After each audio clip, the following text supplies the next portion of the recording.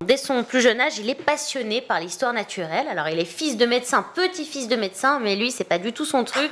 Ce qu'il veut faire, ce qu'il aime, c'est observer la nature, c'est la géologie, la paléontologie.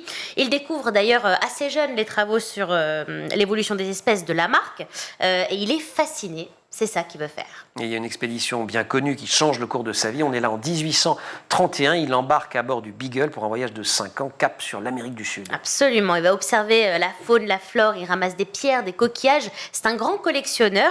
Sa collection compte environ 13 000 pièces qui sont conservées aujourd'hui au Musée d'histoire naturelle de Londres.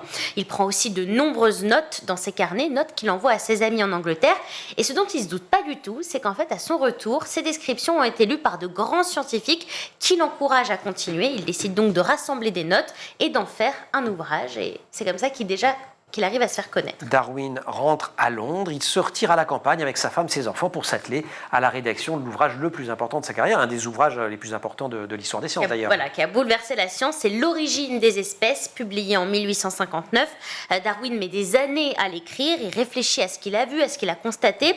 Et donc pour lui, les espèces se transforment au cours du temps pour s'adapter à leur environnement et certaines disparaissent par un processus de sélection naturelle. Et au même moment, un autre scientifique, Wallace, a les mêmes idées. Les deux hommes décident de publier ensemble les résultats de leurs recherches. Tout à fait. Et c'est un immense succès.